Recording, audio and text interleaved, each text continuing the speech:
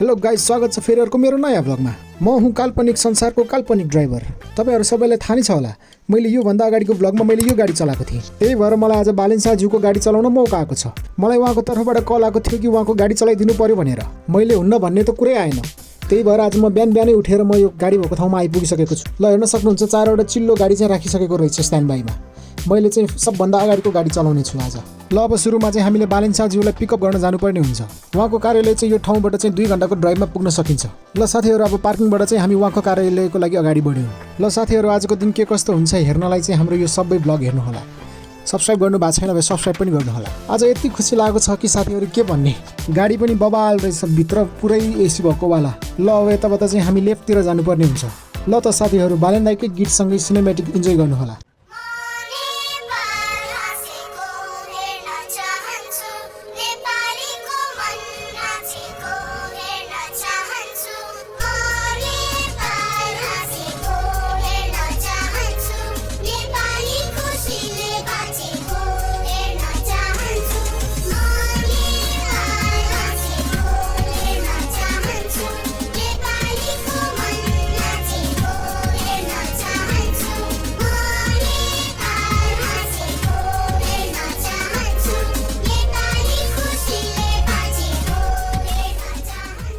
ल साथीहरू, लगभग आधी घण्टाको यात्रापछि हामी पुगिसकेको छौँ।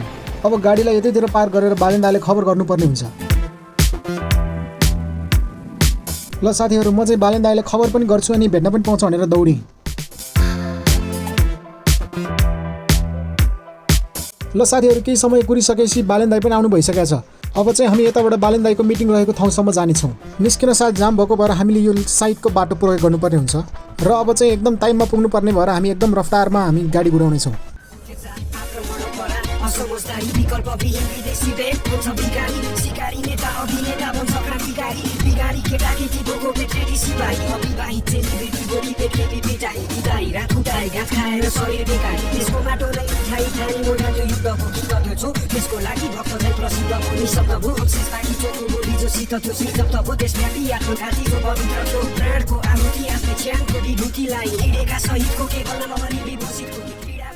ल साथीहरू, बालेन दाइको यताको जनताहरूसँग केही कुराको मिटिङ भएको भएर हामी यता गाडी एकछिन रोक्नेछौँ।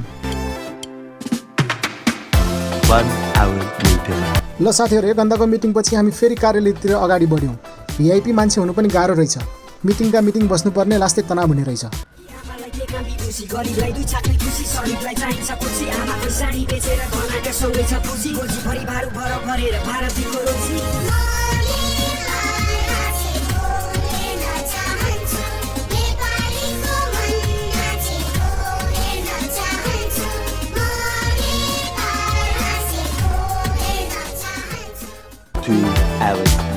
ल साथीहरू, करिब 2 घण्टाको निरन्तर यात्रापछि हामी कार्यालय पुगिसकेका छौँ। ल अब यताबाट चाहिँ हामी बालेन दाइलाई छोडेर हामी घरतिर जानेछौँ। ल साथीहरू, आजको ब्लग के कस्तो भयो भनेर भन्नु होला। राम्रो लाग्यो लाइक पनि गर्नु होला। अर्को ब्लगमा भेटौँला। By by.